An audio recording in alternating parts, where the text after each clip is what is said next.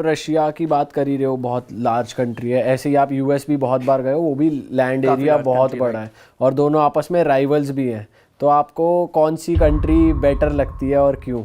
ओह, बहुत ही difficult country, क्योंकि US भी बहुत बड़ा है और बहुत ही ब्यूटीफुल है। मैंने यूएस में भी ट्रैवल किया अच्छा खासा, तो काफ़ी सुंदर कंट्री है वो, इंटरेस्टिंग भी है।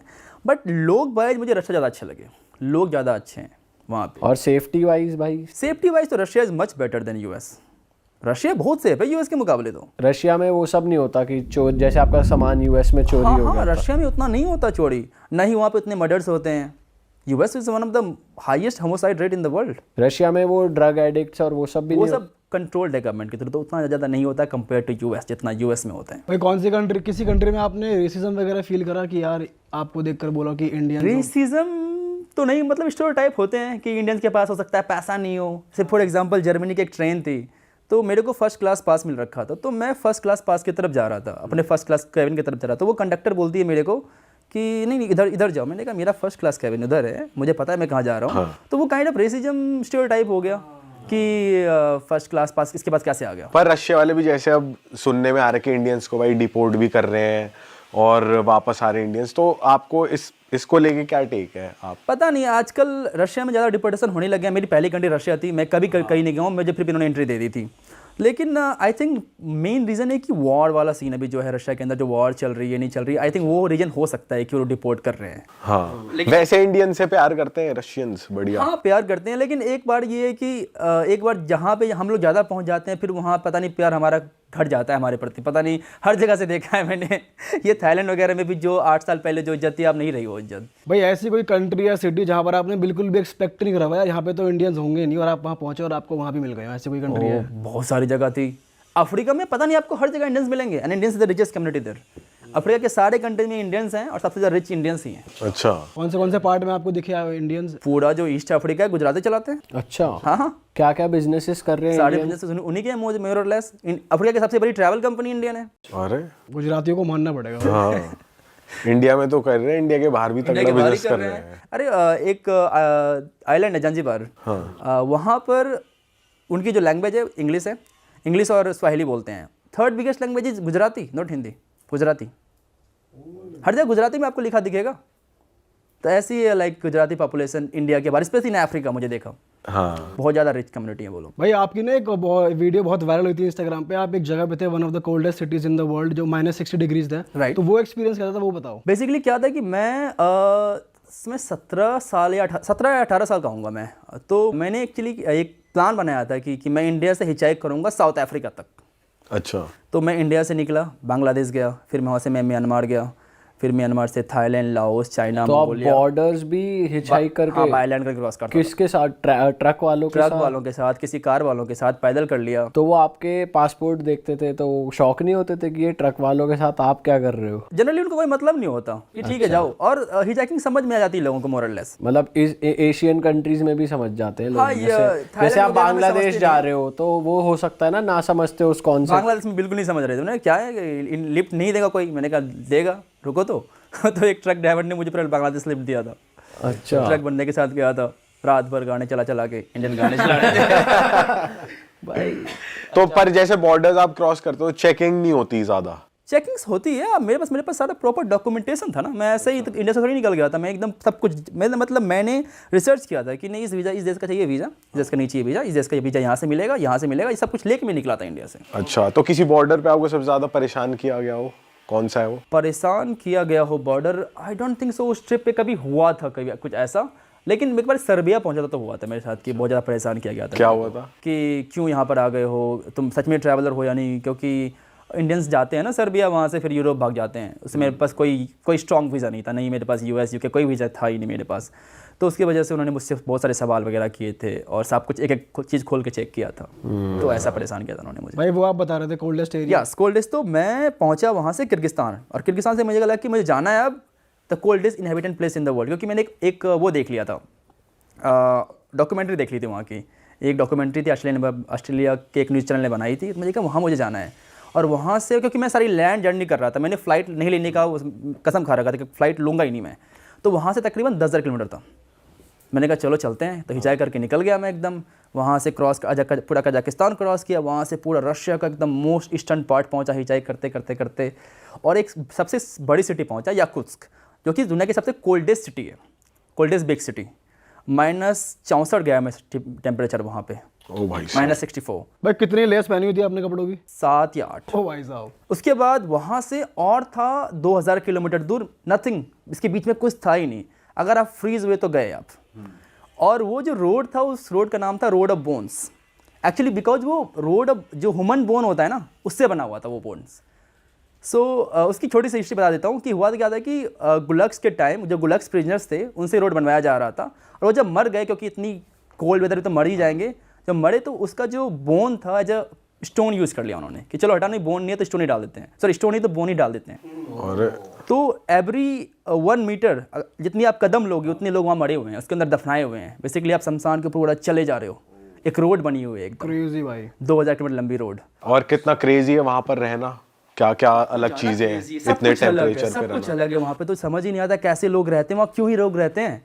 अब बाहर नहीं सकते 10 मिनट से ज़्यादा, 10 मिनट के बाद आपको फील होगा कि क्या क्या हो रहा है, सब कुछ एकदम और काम जो निकलना घर बंद है जाएगा। उनका इंफ्रास्ट्रक्चर ऐसा है कि वो गर्म रहते ही हैं या इतने अच्छे से बने हुए हैं कि अंदर ठंड नहीं लगेगी आपको? ह्यूमन आई थिंक हर जगह रहने का जुगाड़ लगा ही लेते हैं। तो वो लोग भी वहाँ पे पहुँच गए। उनका मेन खाना मीट है, उनके पास जो घोड़े होते हैं वो होते हैं, उसको काट के खाते जाते हैं। उनका मेन फिशिंग है, और खाते हैं घोड़े बहुत ज़्यादा वो लोग। घोड़ा इज़ द बिगेस्ट फूड खाना देर। और तुमने यहाँ पे कौन से चैलेंजेस फेस करे सिंस वो एकदम यार इतना ठंडा रहता है? बात ये है कि वहाँ जाने के लिए लोग थे ही नहीं। एक छोटा सा गांव है जहाँ पे 500 लोग रहते हैं, और वो दुनिया का सबसे ठंडा जगह है जहाँ पे लोग रहते हैं। -72 डिग्री सेल्सियस गया वहाँ पे, -72 डिग्री सेल्सियस। हमारा फ्रीजर -30 रहता है, -20 -30। हाँ सही में। तो -40 डिग्री सेल्सियस। और वहाँ पे मैं पहुँचने के लिए कुछ मिल नहीं रही थी, तो वो रोड पे मुझे लिफ्ट मांगना पड़ रहा। तो सब लोग मुझे बोल रहे थे तो मर जाएगा मर जाएगा मर जाएगा। सब रशियन मुझे वार्न कर रहे थे कि you will die you will die. मैंने कहा नहीं, पहुँच जाऊँगा, मैं पहुँच जाऊँगा।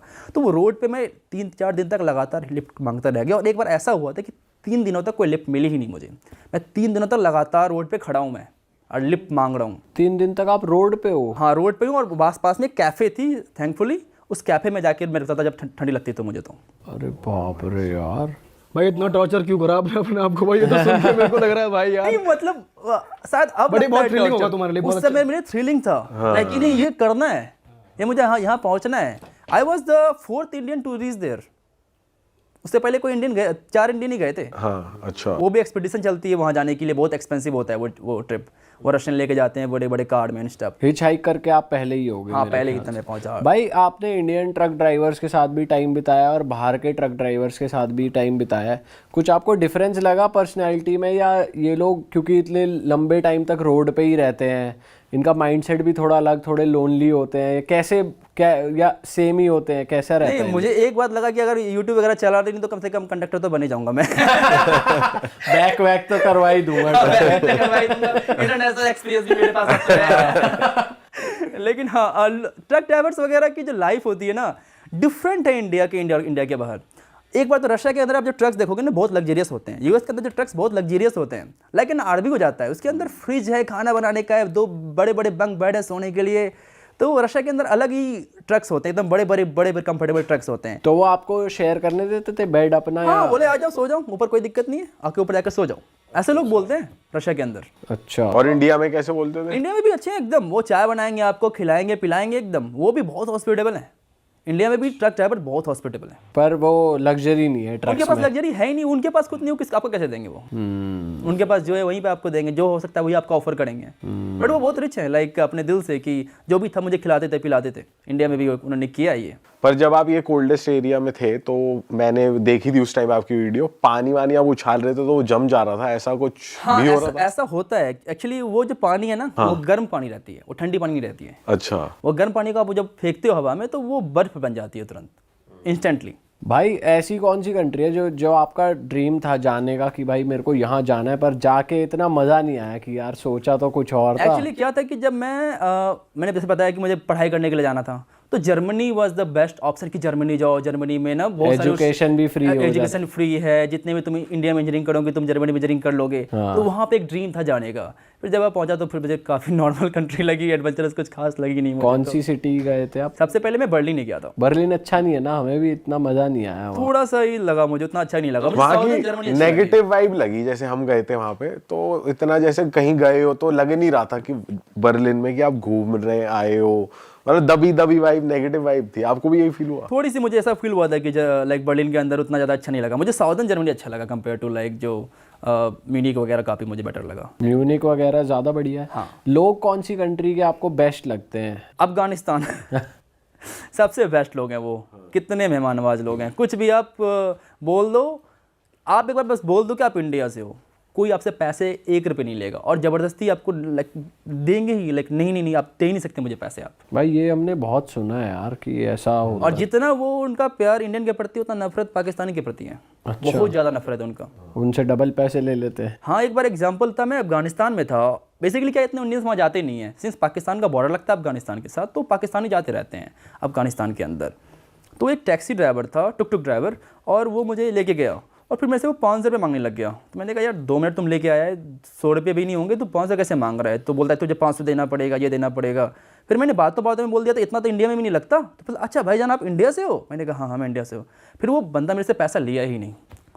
उसने मुझे 10 बार सॉरी बोला। उसने बोला कि मुझे लगा कि आप पाकिस्तान से हो। भाई आप अफगानिस्तान में फंस भी गए थे जब आपको इंडियन एम्बेसी कॉल करना पड़ा था, वो क्या हुआ था? हुआ क्या था कि 2020 में मैं पहली बार अफगानिस्तान गया था, जब उस समय यूएस और अफगानिस्तान की लड़ाई चल रही थी। यूएस और जो तालिबान आपस में झगड़ा कर रहे थे। तो मैं चला गया और जाने के बाद मुझे जो लोकल मिलिट्री उन्होंने पकड़ लिया था, मुझे और मेरा एक फ्रेंड था ब्रेडन, हम दोनों को उन्होंने पकड़ लिया ताकि, क्योंकि अनसेफ है ये बोल कर उन्होंने पकड़ा था। और अब पकड़ के उन्होंने अपने ऑफिस लेके गए हमें। तालिबान वाले? तालिबान नहीं, तालिबान तो उस समय जो ऑफिशियल अफगानिस्तान, उस समय अफगानिस्तान के जो लोग थे, उस समय जो अफगान गवर्नमेंट की जो पार्ट हुआ करता था, जो जिसको यूएस सपोर्ट करती थी, इंडिया सपोर्ट करती थी।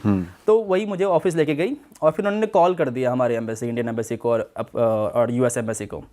इंडियन एम्बेसी का तो पहले 4 घंटे के बाद कॉल रिसीव हुआ, कॉल उन्होंने बैक किया मुझे। और कॉल करते ही सबसे पहले बोलते हैं तो क्यों आया यहाँ पर? पापा को पता है कि तुम यहाँ पर हो? पापा को पता है? हाँ, पापा को पता है। पापा को बताओ, पापा का फ़ोन नंबर दो, पापा से बात करनी है। यार ये क्या कहीं स्कूल में थोड़ी है।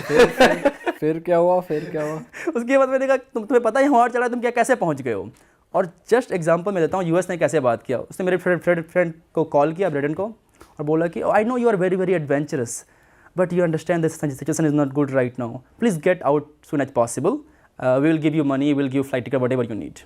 अरे बाप रे। ऐसे ही 2 बंदे का अलग अलग फिर आपको उन्होंने छोड़ा कैसे? उन्होंने फिर छोड़ दिया और मैंने कहा मैं इसी के साथ चला जाऊँगा। तो फिर यूएस एम्बेसी ने ही मेरी हेल्प की और मैं ब्रेडन के साथ ही चला गया। देन उसके अगले दिन ही मैंने फ्लाइट निकल गया। तो आपके फ्रेंड ने बताया कि मेरे साथ एक इंडियन फ्रेंड भी है, इसकी भी हेल्प कर दो और साथ में हम दोनों निकल जाते हैं। तो हम दोनों ये साथ तो में बहुत निकल ही गए। सही चीज़ हो गई यार। भाई ये वैसे कितना गलत एग्जाम्पल है यार। अपनी कंट्री कह रही है कि अरे पापा को फ़ोन करो। भाई कभी आपने इंडियन एम्बेसी की किसी और कंट्री में हेल्प मांगी और आपकी हेल्प हो गई, ऐसा हुआ है? हमेशा कुछ ना कुछ आपको गलती होता है। एक एग्जांपल देता हूँ मैं आपको। किर्गिस्तान में थे हम, हमारे एक वरुण भाई थे, हम दोनों फंसे हुए थे। हमारा कुछ प्रॉब्लम हो गया था ऑफिशियल्स के साथ कि हमें पता नहीं था कुछ रूल्स। और वहाँ पे एम्बेसी पहुँचे तो पता है एम्बेसी स्टाफ क्या बोलता है कि आप इस कंट्री क्यों आए हो अगर आपको यहाँ की लोकल लैंग्वेज नहीं आती हो तो उनके हिसाब से दुनिया में 197 कंट्रीज, तो सब सारे के मैं लैंग्वेज सीख के जाऊँ। अरे वाह, आपने ये वीडियो यहाँ तक देख ली भाई, तुमने हमारी मेहनत सफल कर दिया। तुम ही लोग हो असली रियल हिट। और अगर आपको बहुत मजा आ रहा है ऐसी क्लिप्स में, ऐसी वीडियोस में, तो फटाफट जाइए प्लेलिस्ट पे बिंज वॉच कीजिए, सारी वीडियोस देख डालो और मौज काटो। That is it. हम मिलेंगे नए पॉडकास्ट में, नए क्लिप में। Till then bye bye, see you, take care, do subscribe.